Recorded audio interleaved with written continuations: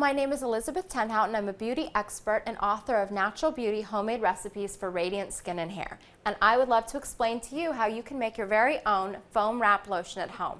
It's simple. All you need is cosmetic grade butter, emulsifying wax beads. You can use soy beads if you'd like. You're also going to need whatever your preferred essential oil is. I like lavender.